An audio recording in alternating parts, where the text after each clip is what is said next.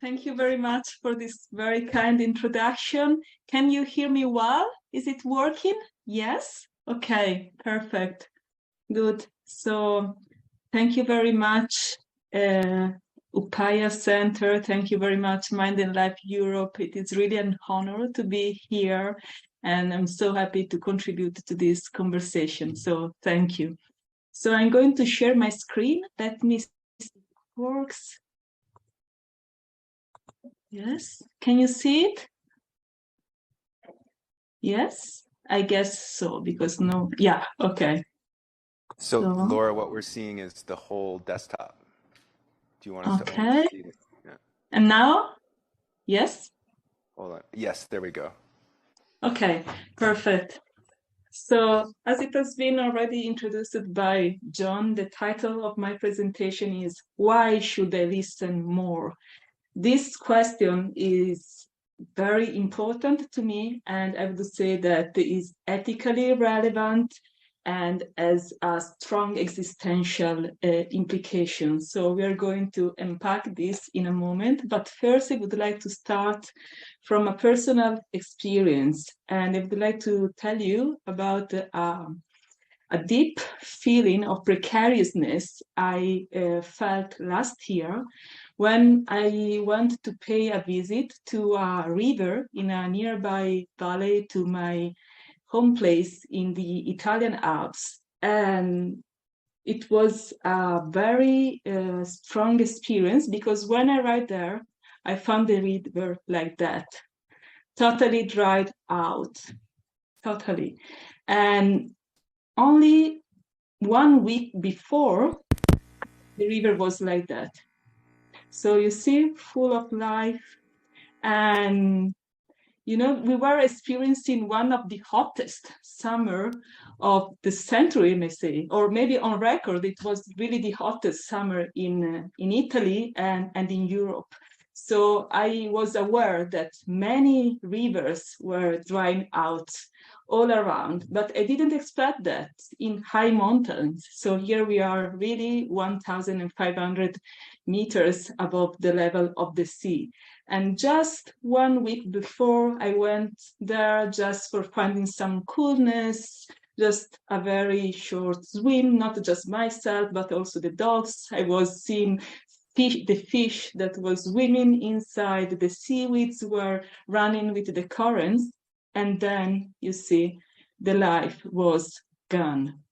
And yes, I say that this experience was an experience of precariousness for me, really under the threat of the climate crisis.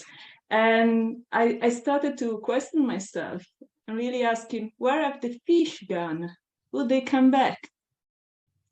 And when I started to think in this manner, from a very embodied manner of suffering, I would say, I felt that this was not only my suffering, but that living beings that were inhabiting that place, the Masino River, were experiencing this suffering. And not only in that place, that was kind of a tiny valley in the Italian mountains, but in many similar places endangered by drought around the globe.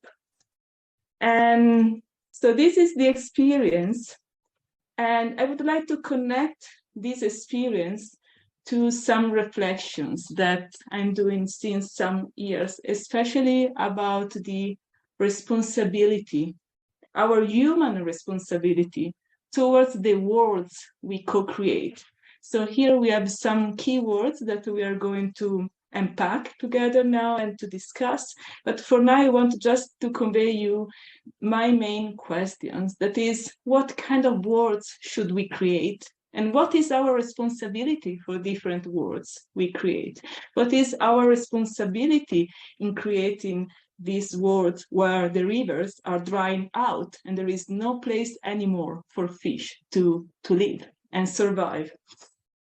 So I'm going to follow 3 tracks in this presentation, and these are number 1, 2, and 3. And the first one, I call it responsibility out of shared sentience. So I would like to speak with you a bit about what is responsibility and what kind of responsibility can unfold from our sentience of being sentient beings. The second point is about the fundamental role that love can play in listening to the place more. So points 2 and 3 are very much related because, you know, in this experience that I just told you about, this suffering that I was experiencing really was pushing me to trying to listen to the place more. And so I would like to discuss with you what this kind of listening could be. And this is my thesis, that this would be an ethical opportunity, listening to the place more, but also an environmental responsibility, namely to answer to these problematic issues of having rivers drying out. So before doing this, we need to explore our conceptual framework that comes from inaction. And in particular, I'm working in enactive ethics.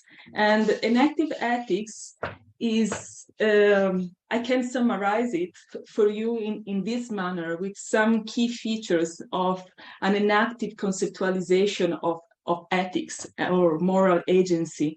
So enactive ethics is situated and embodied. So really our moral actions, our moral concerns emerge out of our feeling experience and being in a situation. So I would say, and here there is this concept that I'm working in, that there is a sort of responsibility or responsiveness that emerge out of our embodiment and situatedness. And it is a practice-oriented approach. So it is not a way of doing ethics as following certain universal principles that should be applied to situations, but it's more like a bottom-up approach that starts from the experience, being there and being responsive to the experience. And this still is a strong level of responsibility. And so I'm starting to work on what I call, with a German colleague, Martin Wey, called ethics of sense making. So there are different manners in which we can make sense of ourselves, the others, the words we inhabit, and how we enact certain words. And we can be responsible towards how we make sense. There are better and worse sense-making activities, I would say.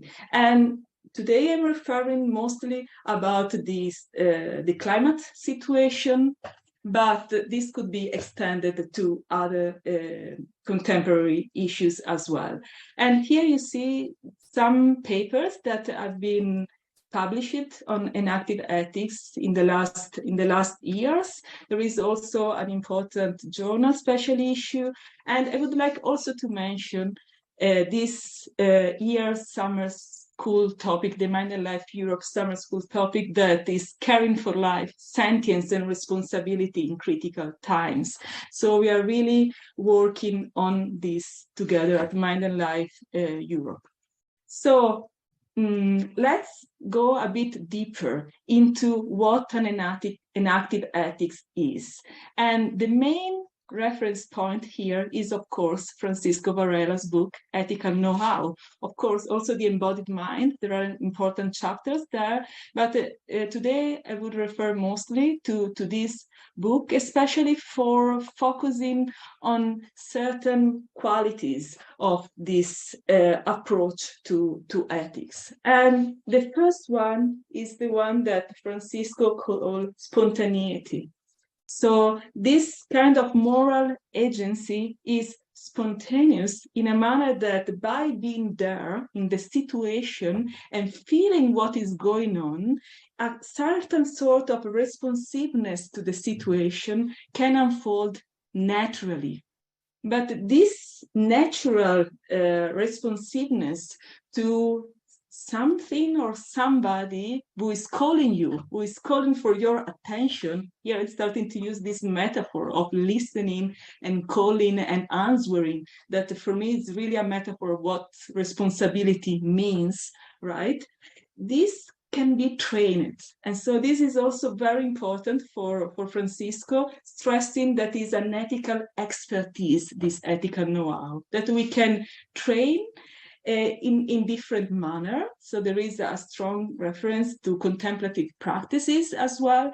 But I would like also to stress the tradition of exemplarism in virtue ethics. So the idea that there can be some exemplars, some wise women and men that can inspire us to do better. And so this is really a model of training, developing our virtues or our qualities to unfold. And well, again, in contemporary philosophy, we call this perfectionism, that this is a kind of a very classical heritage from ancient Greek philosophy, actually from Aristotle. The idea that we can train ourselves in order to develop our potentialities, in order that they can flourish, and this flourishing really will make the person happy, kind of this eusen, this good life. But it is important that there is this developmental approach in a way, in this training and mastery, that should go always together with this really being there in the present moment and allow our spontaneous ethical know-how to unfold. But we need to train ourselves in order that this spontaneous ethical know-how can unfold. So this is the first couple of concepts that are really crucial in Francisco's approach. And then the following is the one of readiness for action. So really, by being there in the situation, really this responsibility unfolds as being ready to do something. And in this, we can find this spontaneity. And here we find two concepts that might be a bit difficult to grasp at the moment, but really has to do also with what John was saying before, right? So about this freedom from an idea of a self that is fixed, that is substantial, that is, we are just stuck to it. Francisco tried to really go beyond this view of the self, talking about micro worlds and micro identities. So these micro identities that unfold in the real situation, in this co-institution of the situation itself and ourselves and the others. So as John said, self and world are co-instituted in this fundamental interdependence of making sense of ourselves, the others, and the situation. And so we can call this also selfless selves. That is another expression that has been used by Francisco in other papers. I really would like to offer you a way of grasping it for now and for our ethical purpose as a kind of a person-centered approach. So instead of focusing on the self, we can really focus on the on personhood as something that is situational and relational and intrinsically interdependent, that really unfolds out of a situational, relational situation. But still there is some grounding, because, you know, sometimes even when we speak mostly in continental philosophy about this situational dimension of personhood, it seems that really we cannot get to anything kind of stable in terms of a kind of continuity, right? And so I would like to stress that, at least in how I understand enactive ethics, we can have kind of a solid and flexible ground that is our feeling body. So it's really the body as the ground of our experience. And this really allows us to develop an ethical naturalism that is not reductionist, right? So really the body with all its vulnerability and precariousness, as are we going to speak about it in a moment. But let me read this quote by Francisco. In the enactive approach, reality is not a given.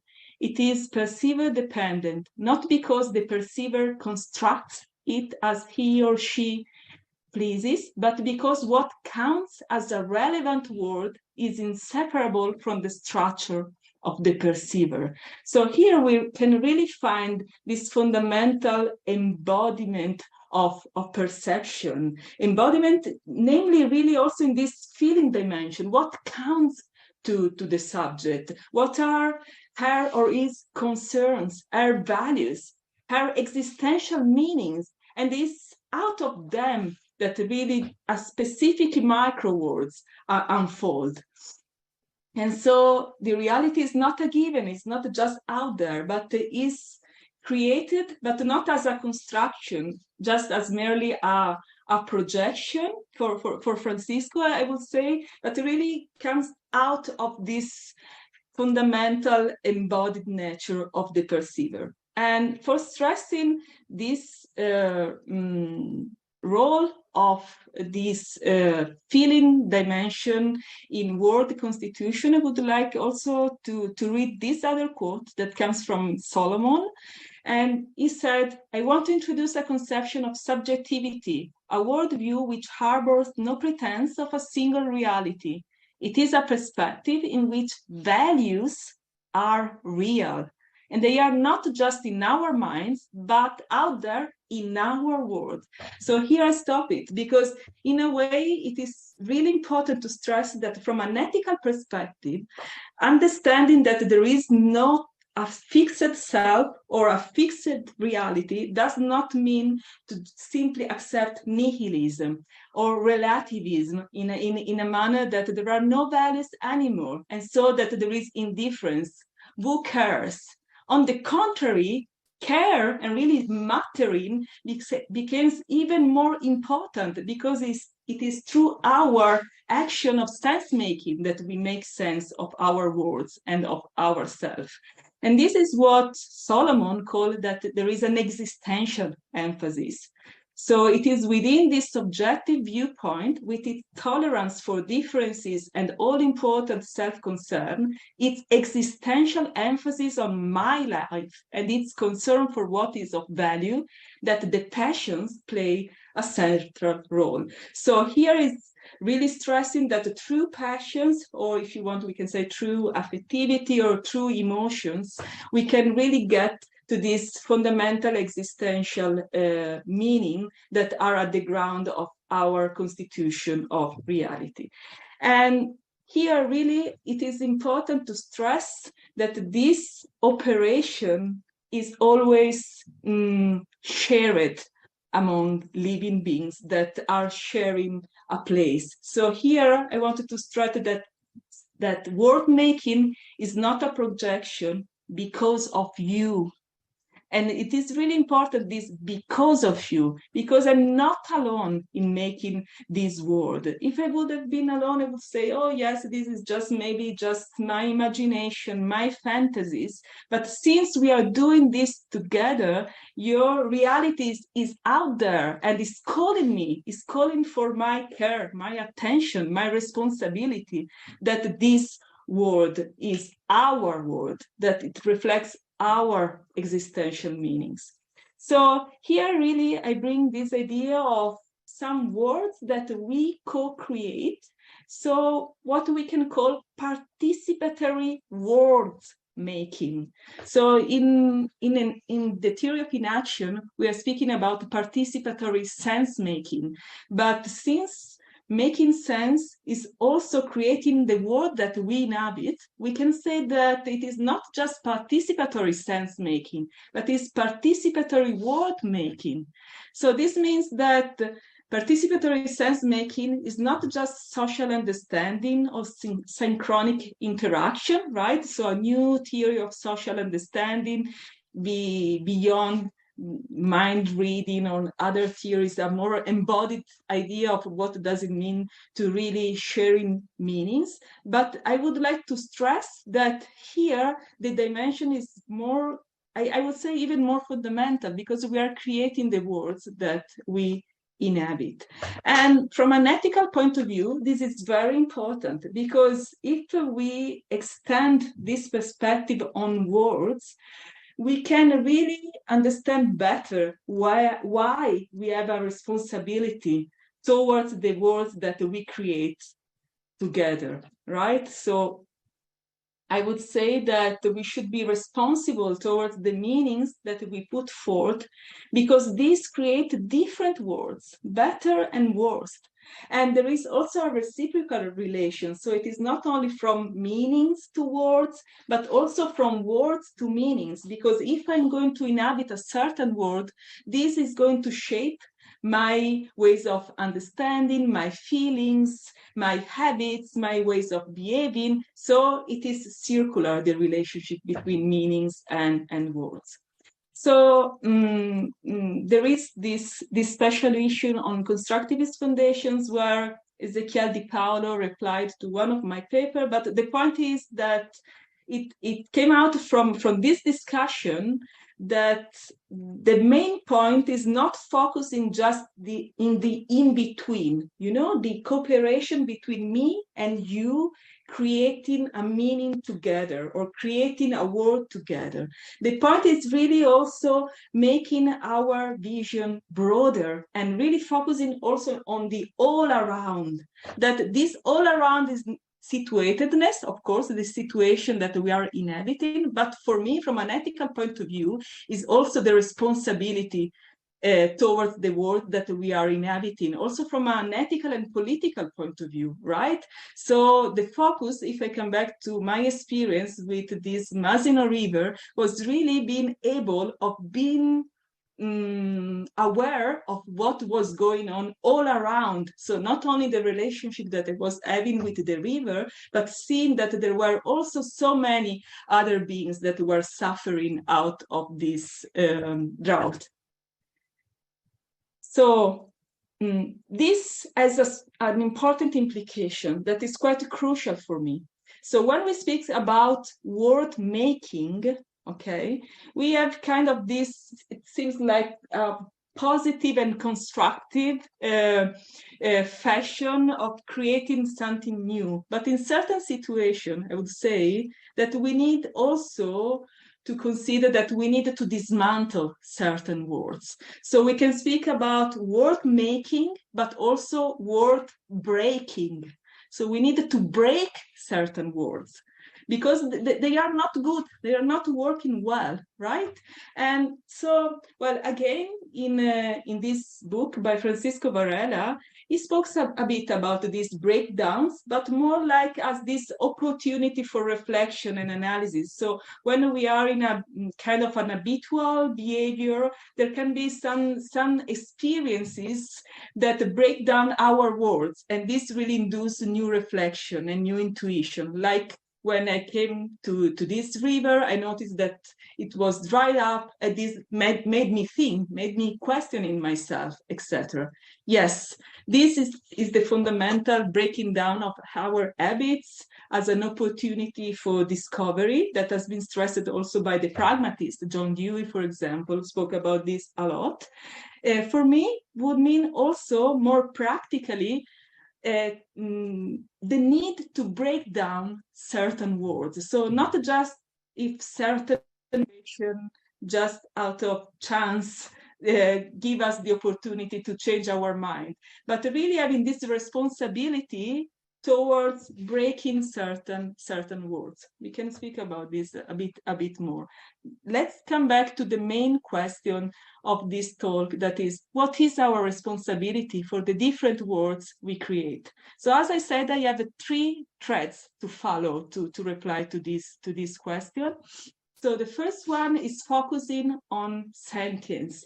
And this is like an offering, offer you a perspective on sentience as this ability to feel pleasure and pain, as something different from a property. You know, usually the questions is, does this being, or no, maybe we can say, okay, could we say that a river is sentient, or could we say that a dog is sentient? So it seems like that sentience is a property that something possess or do not possess. And the point is really assessing if this is the case.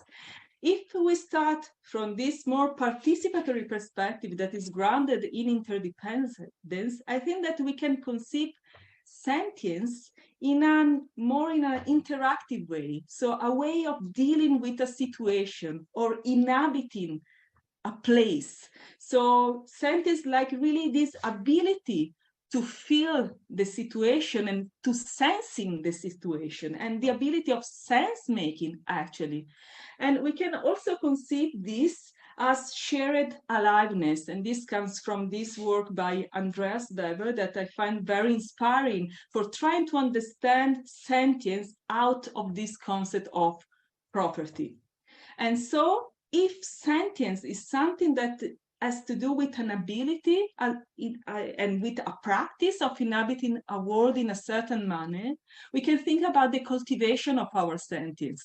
So this is very important because you remember at the beginning I said that we needed to find this balance between spontaneity and this training, this development of our virtues. So here we can really try to think about this development of our shared sentience and finding this embodied dimension of responsibility. Because, as I said, my point is really finding a way for understanding how responsibility can unfold out of our sentience. And this is the second point. In order that this can happen, my proposal is really focusing on really the inhabiting a place in a certain manner. So it was not by chance that I had this experience with a nearby river, a river that I really like to visit very often. I care for this river. I can say that even I love this river. What does it mean? It means, and this has to do with the work of Freya Matthews, an Australian philosopher, it means that I became native to this place. So this is quite important because the conceptualization here is that I can grow out of a place. So remember again this idea that identities are not fixed, that we have these micro-identities that are situational, and these micro-identities also unfolds out of certain natural places and in the relationship that I can have with a river, right? So the point here is that if I can inhabit that place with love, I can really grow with it and start to build meanings out of this relationship. So here Freya Matthews talk about a dialogical encounter with a place. I cannot go deeper into this view for time reasons, but the point here is that we can have some sort of dialogical interaction through love. So really, when you love a place, you can really start to listen more, actually. So here really we get to my main point. So I'm really moving into this shared sentience for really finding this quality of loving a place by becoming its native, and this is the opportunity for listening to the place more, to be attentive towards it, and so developing this responsibility. So let me just say a few things about love, because I'm using this word, and of course we can speak for weeks about what is love in the philosophy of love. Here, since I'm holding this dialogical account of love and responsibility that is very much grounded in listening, noticing some calls, replying to these calls, answering to it, so responsibility as answering, I want to stress that love can be really enacted in a way that does not objectify the beloved. And this is a usual problem that is discussed in the philosophy of love, how much love objectify the beloved. here we can, and here I take the inspiration from Lucie Rigaret, a French philosopher, that she said, j'aime à toi, not je t'aime, j'aime à toi. So I love to you instead of I love you.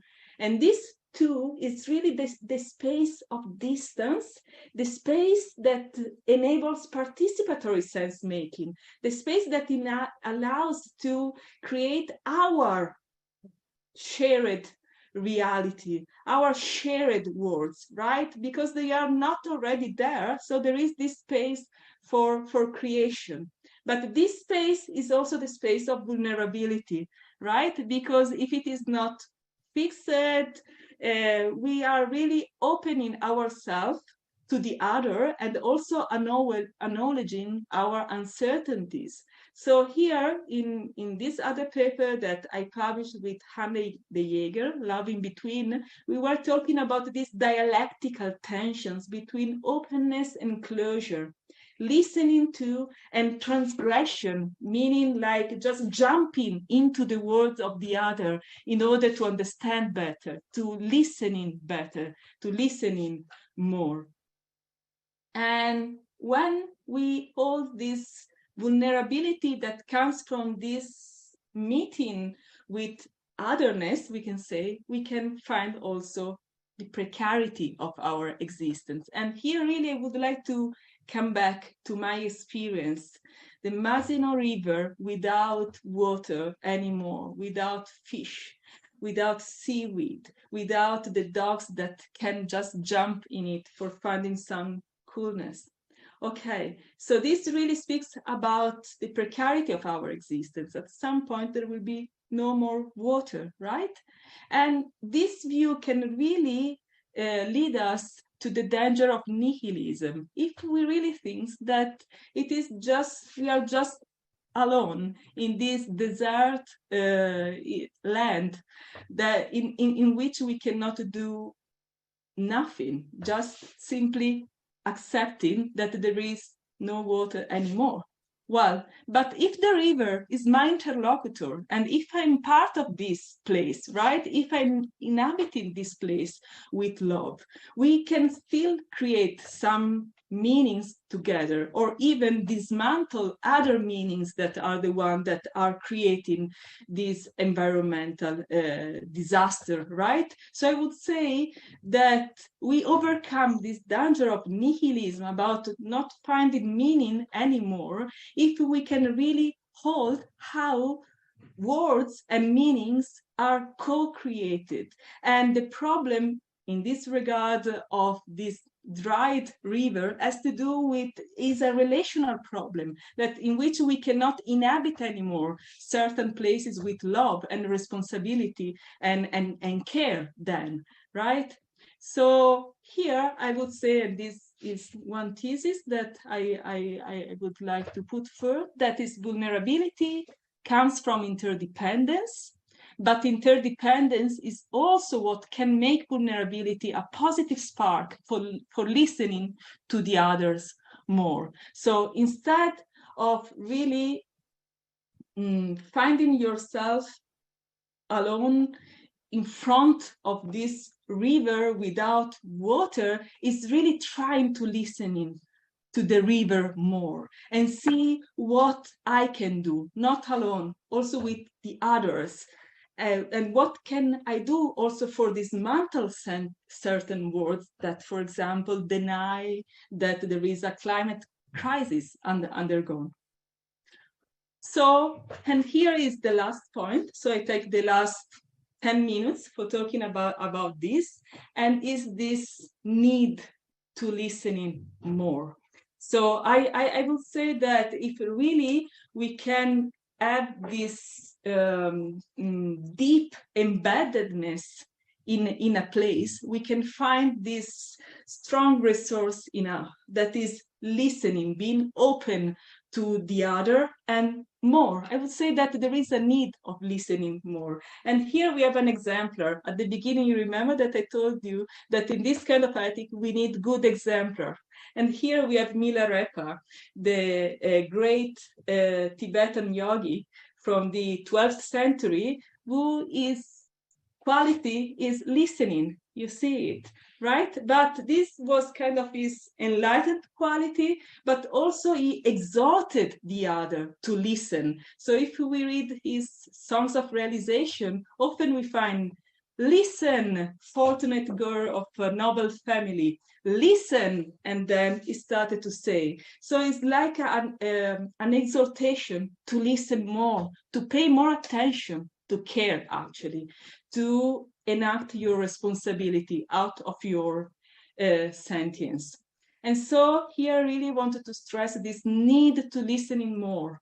And coming back to my experience, it was not just me who was suffering for the river. The entire place was suffering with all its inhabitants. And I can appreciate it if I listen more, if I really go beyond my only egocentric perspective and I see that there are also other beings that were inhabiting that place and that they couldn't survive anymore without water. This is the first point. The second is the need to listen in more, because there wasn't just suffering there. So if you listen more, you can also find that there is an intense aspiration to relieve suffering. In that experience, I really wanted to do something in order to make the water come back to that place. And then the third point, the cultivation of virtues. So if we listen more, we can cultivate our virtues in order to become better person. So why should I listen more? The first point is acknowledging that I haven't listening to the place enough. So acknowledging that really we are not doing our best. So we need to listen more. The point here is more. And then why more? Because there are generative tensions. So it couldn't be easy to listen to a river, right? We do not, maybe we don't share a common language, right? There could be something that we cannot understand. So I need to listen to the other more because we are different. There is this space in between, as the one that I stressed when I said, I love to you, you are not me. So I need to listen more. And also, as I said, we need to listen more to break down certain words. So that's why listening more is not just an ethical opportunity, but it is an ethical responsibility. If we take responsibility as answerability, right? So answering to somebody who is calling us, we need to listen more. And I would say that listening more, as I described it before, that emerged out of this possibility of inhabiting a place with love, is starting to become a privilege, right? Because there are also many people that are banished from their land, that they cannot live anymore in their place. And this will be even more difficult with the times that will come, with the climate crisis. Remember my question, where have the fish gone? So I really needed to listen to the place even more right now. So again, remember that this enactive ethics is really situated in the real time, right? So now that there is no water, we need to listen more. And now I started to use we instead of I. Maybe you noticed my word choice throughout the presentation. I stressed the I because I didn't want to be prescriptive, right? As the usual ethics that prescribe some universal principle, but starting from my personal experience as grounding our ethical concerns. But if we really get to this participatory dimension of sense making, we immediately see that this I became a we. So listening more cannot be an individual responsibility. And this means that we need to engage in community-based local interventions so we can really get to the political value of listening more. And here, again, what does listening more imply? Since I don't have much time left now, I just want to say that, well, implies that you do all you can without limitations. And so really being also with these non-human beings that maybe you think that are not sentient, that they cannot answer into you. But if you start to move mountains, rivers, and earth, as well as the sun, the moon, and stars to practice, they in turn move you to practice. So something will happen if you start to inhabit a place, if you start to listen to the river, to the trees, and all the beings that inhabit this place. And this also implies that the forms of responsibility I'm talking about is very intimate. So I would say that this is a form of intimate compassion or care. That means that you can love each and all, because in this kind of extending from the I to the we, through bigger shared words, we can really try to extend this listening, this ability to listen more to everybody. But this extension does not mean indifference, right? And here we have a quote from a Jewish intellectual victim of the Holocaust that I really would like to read you, because I think that is very significant for what I'm telling you now, but I just need another 3-4 minutes. So why not turn the love that cannot be bestowed on another or on the other sex into a force that benefits the whole community and that might still be love? And if we attempt that transformation, are we not standing on the solid ground of the real world, of reality? A reality as tangible as a bed with a man or a woman in it. So here we can find this extension of love that is still love. So that's why we can keep these intimacies, this closeness with this extension. When it becomes a force, and this force of transformation here can sound a bit strange maybe to some inactive ears, but I think that it makes sense. That they say that standing on the solid ground of the real world, of reality. But what is this real world of reality? It's really a bed with a man or woman in it. So again, it is not just, we are not just in this world of projections, that the other is not there anymore, right? In its tangible dimension, in its embodiment, is there and is calling me. And this is real. This is the situatedness. It's the world that I inhabit. And I can change it, of course. It's flexible. We can transform together through love, this force that can benefit the whole community. But this solid ground of the embodied dimension of existence is calling us, is calling to enact our responsibility towards each other. So I would end my presentation with this quote from Francisco Varela, again from this book, where he's speaking about this spontaneous compassion, this spontaneous care or compassion. And remember, again, this combination of spontaneity and training, right? So Francisco said, it is not derived from an axiomatic ethical system or even from pragmatic moral injunctions. Its highest aspiration is to be responsive to the needs of the particular situation. So this is our responsibility. This is this intimate care. And this authentic care resides at the very ground of being and can be fully manifest in a sustained, successful ethical training. So there is this training, and it comes out from this very ground of being, of reality, this reality that we inhabit together, right? And our embodiment, I would say. So conclusion, I would really like to stress that we need to listen more, and through this practice of listening to the place, to the others, to yourself more, we can really enact our responsibility out of our shared sentience. And so in this way, we can strive for the creation of participatory worlds, where the well-being of each and all the places in the art is the first and foremost of their values. So we are keep holding values, right? So we are not in this nihilistic world in which there are no values anymore because there is not a world out there. But in co-creating worlds and ourselves, we enact our values. And the poet is doing this responsibly, doing this in the best manner we can. Thank you very much.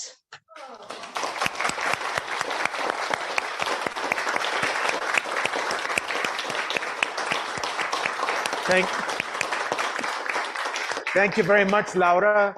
Thank you very much, Laura. And now I'd like to ask Amy Varela to give us a few minutes of response. We're running a little late, not terribly, but a little late. So, all right, Roshi says we're fine. So whatever the Roshi says goes. So we'll have your response, Amy, and then we'll have a more open conversation with all of our participants and hopefully some time for questions from the audience. Take it away, Amy. Thank you, John. Can everyone hear me? Okay. Hi, Laura. That was breathtaking. It's just beautiful what you have to say, and that's my first response. And there's so much there, and I absolutely love the way that you put together the experiential your I and bring it forward and forth to the we. I think that that's really extraordinary, and you're taking Francisco and others' thoughts, Matthews, Weber, de Jager, de Palo, and treating it delicately and pushing it forward in a way that really is extraordinary, very extraordinary. And one thing that came to my mind, and there's so much to say about it that I would need a whole nother hour, but is Francisco at one point, he was talking about something different, but he said, he was talking about the war in Chile, the coup d'etat in Chile. He said, epistemology matters.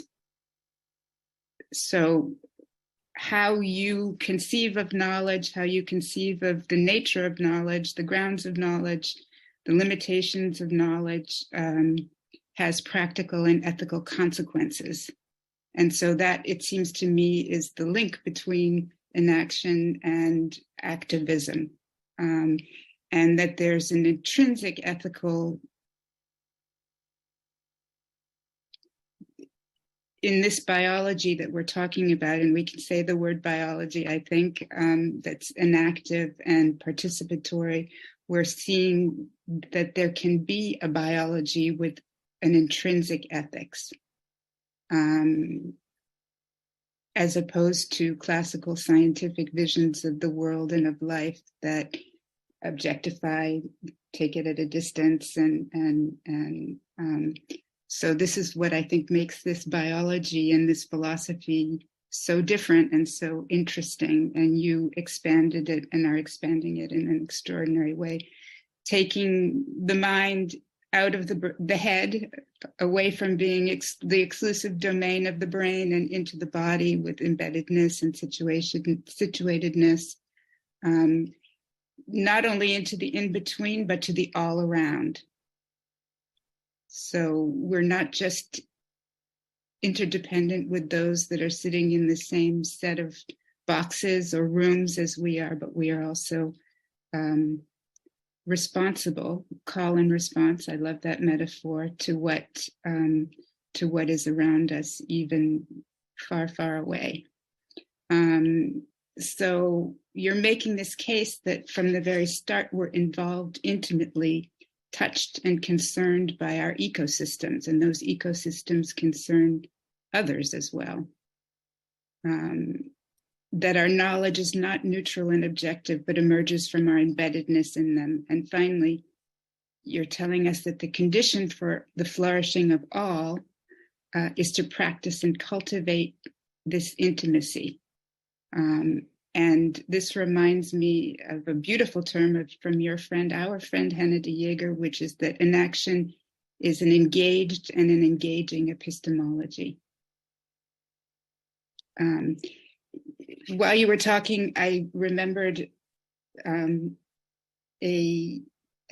managed to look it up, a quote by Hannah Arendt. She says, Hannah Arendt, another philosopher from the 20th century, understanding as distinguished from having correct information and scientific knowledge is a complicated process which never produces unequivocal results.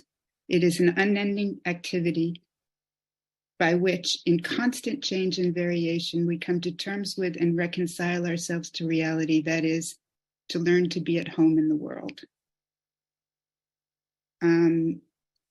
So this understanding as a constant, unending activity echoes your idea of the subject, the person, as being constantly and incessantly becoming. So not a fixed thing. You cited Francisco about this, but it's something, and Ezekiel and Hannah also write about this, as in a state of becoming. And I'm wondering, particularly, I think it's an important question because we're concerned with situated subjects. What you think about the notion that if the subject is constantly in movement, is constantly becoming in relationship to these worlds, how does this affect the relationship, the subject-object dichotomy? Can we say that there no longer exists a pure objectivity, but only a kind of subjective objectivity? And I'm asking this question by design also because as a therapist and as a psychoanalyst, what we do is constantly becoming. I think if there are therapists who are listening, we all know that what we are is what we do, and what we are is constantly evolving, so that we can make objective statements about the things that we're seeing and what we're listening to, but they're always against a background of subjectivity. So I was wondering if this evokes something for you in relationship, say, to therapy. Thank you very much, Amy. Really, I have a lot to say, but I cannot take much time. I know I'm aware of it. And yes, really fabulous. And thank you also for what you said at the beginning. Yes, you really moved me. Thank you. But I just stick to your question. And so I would say that, yes, of course, we are in this constant process of becoming and transforming ourselves through the relationship with others and the world that we inhabit. And in my presentation, I wanted to stress how this transformation can be a process of growing. So growing out of a situation. So giving a direction to this process of becoming or transformation. This direction is really given by this aspiration to be better. That's why I was referring to this exemplarism or perfectionism tradition in ethics, right? And in a way, I think that is also related to what Francisco said about teleology, right? So this and that, there is a development. So it is not just becoming, but the point is that the end could be right now, right? As this aspiration. So it is not just out there in the future that maybe at some point I will reach this final end, but it's really enacting day by day through this process of transformation. So I will say that this as very important therapeutic implications, right? Because as you said, in a therapeutic relationship, that is very much also through participatory sense making, right? So to try to remake our relationship to a narrative, to a situation that in certain situations that we need also to break certain narratives because they are not helpful for us. And this really induces a process of self-making, right? So we can also speak about self-making into this process of therapeutic intervention. So I would say yes, and this really helps us again to going beyond this dualistic view of subject-object or this kind of fixed self that are there. But if we in a way are aware of this constant transformation, we can give a direction also with the help of others, a therapist, of our friends, or a river, or a practice, right? In order to change, to shape our transformation in a certain manner. So I like the expression subjective objectivity very much. And I think that we can also use a kind of poetic objectivity.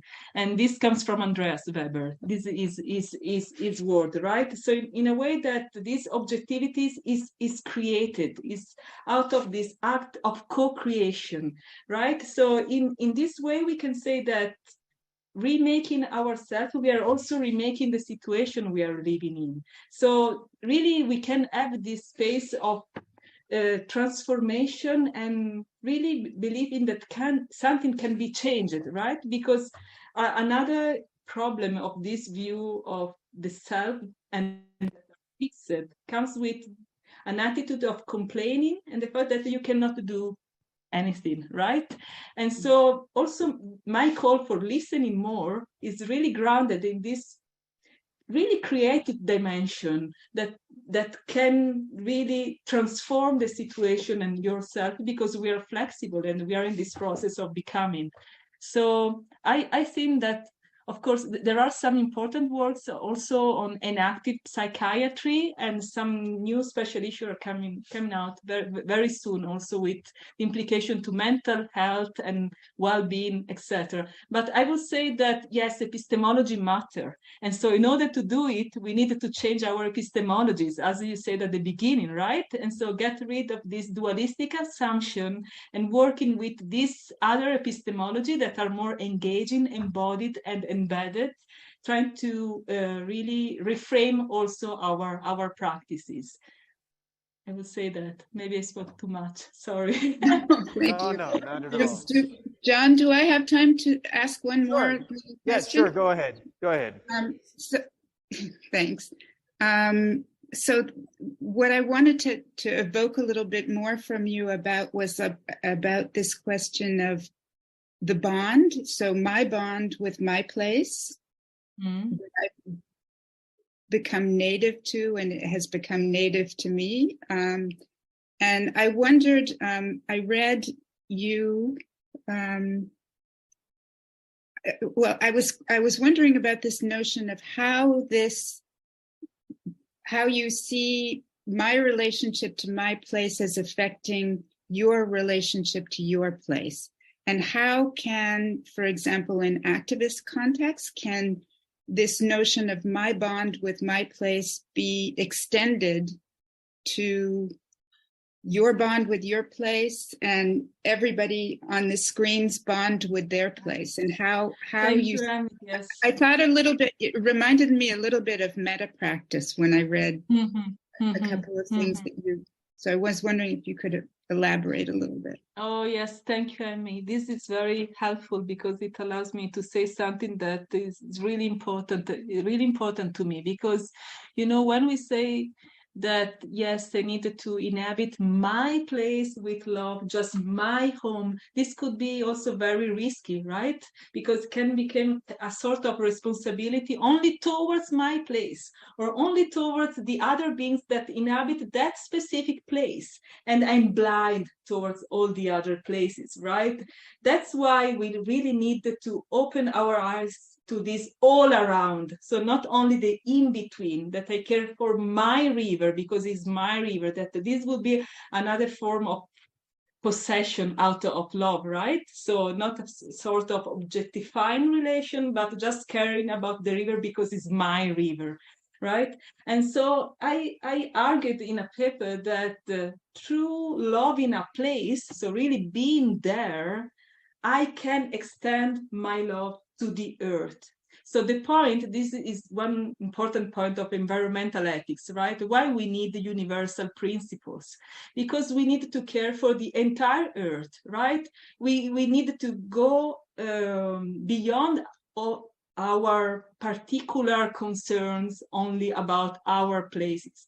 I try to reverse the way and say we can start from our own existential concerns, from our first person experience, and from there, if we listen more, we expand and we see that there are other people that are caring about their places. And so we can connect. Again, I'm not alone. There are many other people who are caring for their places. And so try to think about this more open network of people who are caring for their places as an instantiation of the earth, right? Because a place, a land, is where we can also say the earth unfolds, right? So maybe my home will be different from your home. Maybe I like, I don't know, red furniture, you like white furniture. There will be idiosyncrasies, but still it is home. It is our home. Maybe we are not living together in the same place, but the earth is our shared home. So I will speak about this sort of activism that is really grounded on interdependence and our shared vulnerability, right? So that we are together here. And so thinking really about this sort of making better worlds together. So really this networking activism, as we can call, as a sort of participatory world making in order to really restore a form of relationship with our place that is ecological and not exploitative or other sorts, because the problem of the climate crisis as out of our relational problem, because we connect to it anymore. So my answer is really connecting with all the other people who are caring for their lands, and also being aware that there are people who do not have their lands anymore. So this was really important for me, that I don't want that this ethics became some sort of privilege only for the people who possess a home, because it seems that already now, but also in the times to come, there will be even harder to really having a home, having a river, as I call it here now. So really caring also and connecting also to the people who do not have the privilege of having this home, but working with them and for them as well. So I think that this concept of feeling at home should be go also with the idea of displacement, so that we are very much displaced. And so going deeper into it, and since we are displaced and we are going to be even more displaced in the future, we really needed to listen to the place more now and connect. Beautiful. Thank you. Thank you, Laura.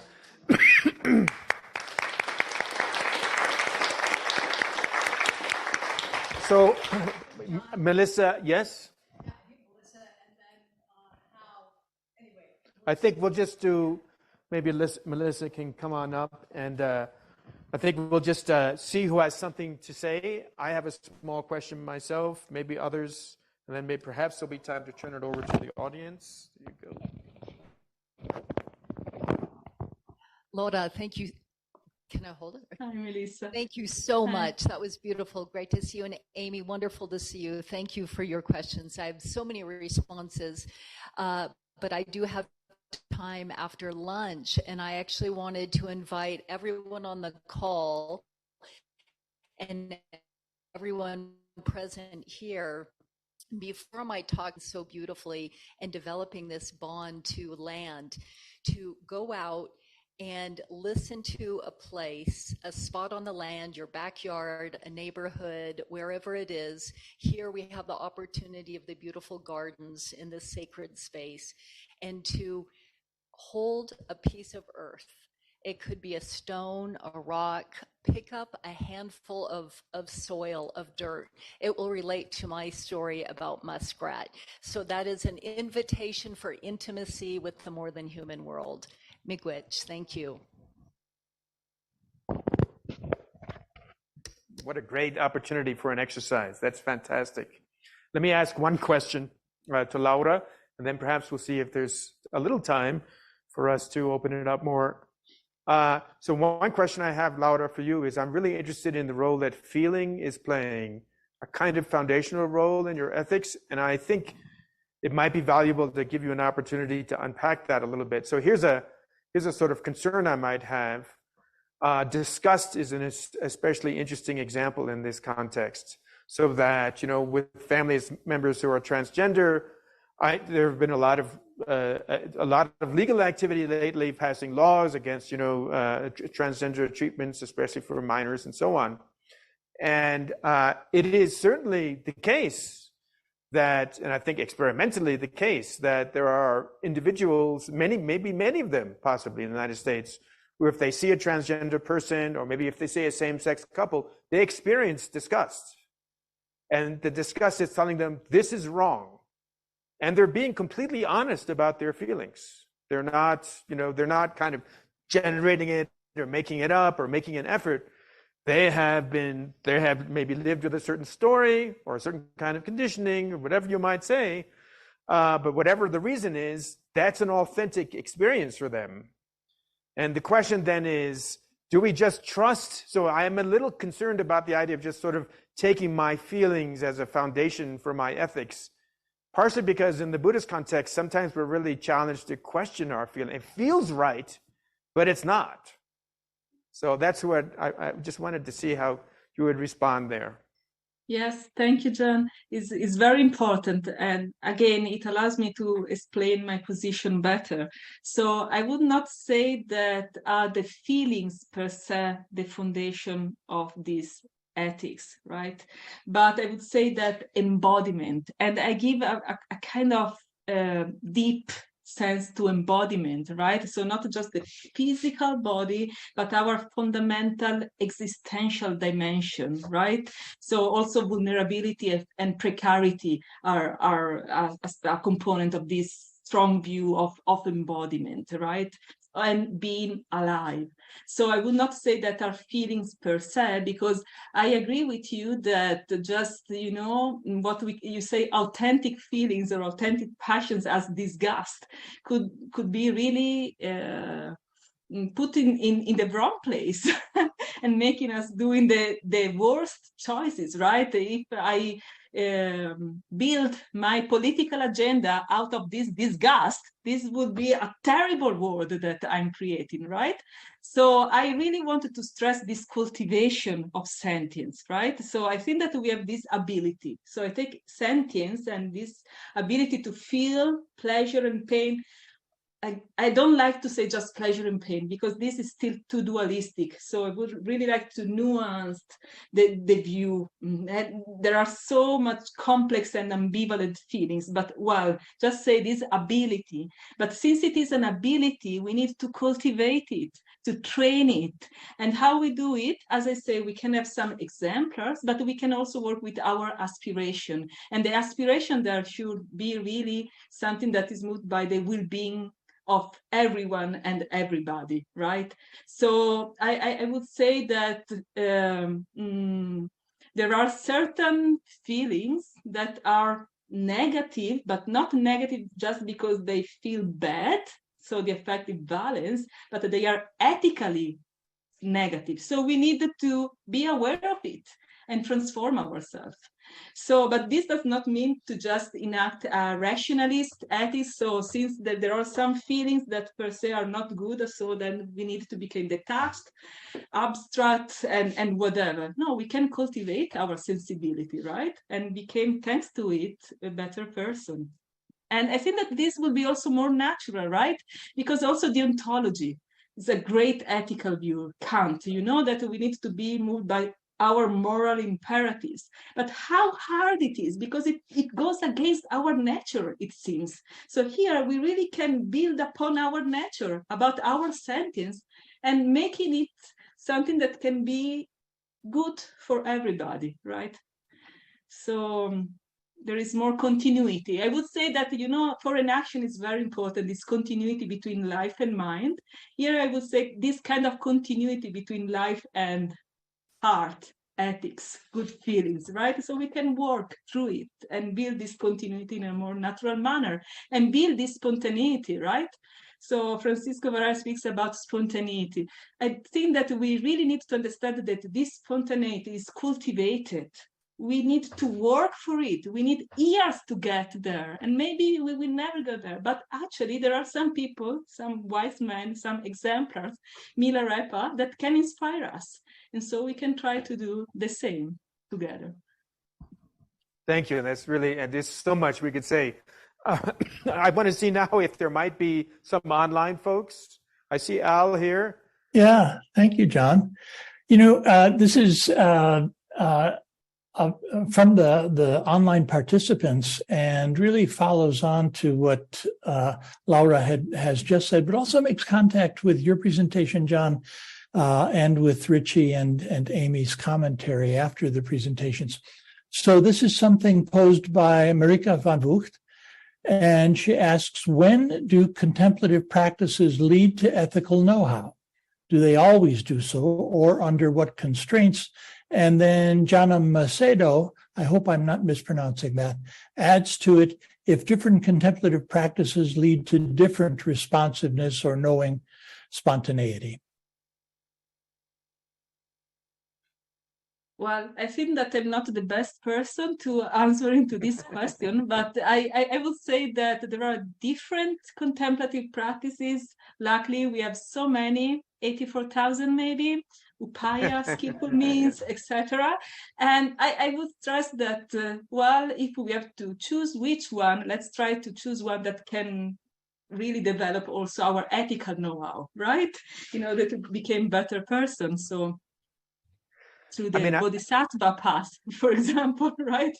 And actually here, Laura, that idea of the exemplar, where there is actually a kind of life, where there's the living of the life as a practice, an exemplary life, a kind of style, not just a style of philosophy, but a style of being a person. I think that's a style of practice that's really relevant here.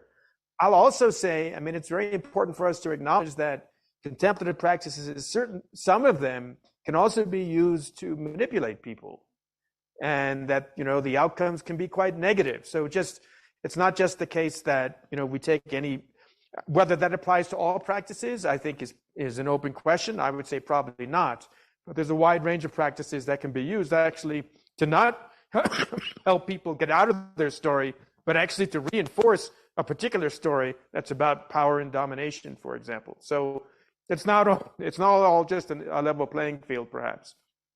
You want to say anything, Richie, on that? Yeah, if Richie's just saying, if you can't hear, he would agree that, yeah, there's a variety. Al, do we have anything else from online, or do we have anything here in this room? All right, very good. So maybe we'll call it, we'll take a break for now. Thank you so much, Laura and Amy, for a really wonderful session together. It was really fantastic. We'll have some more time for discussion, including our online folks. It might get a bit late for those of you in Europe, but there will be time later this afternoon. We're going to take a break for the next hour and a half. We'll be with, So Melissa Nelson will be on this afternoon, followed by Molly Crockett. And, you know, we're building a world here, as I think you're beginning to get a sense of. So even if it is rather late for those of us or those of you in Europe, I hope you can persist. And if not, of course, the Zoom recordings will be online. And John, thank you so much. And Laura, that was extraordinary. Thank you. Thank you. Thank you very much. Have a good break.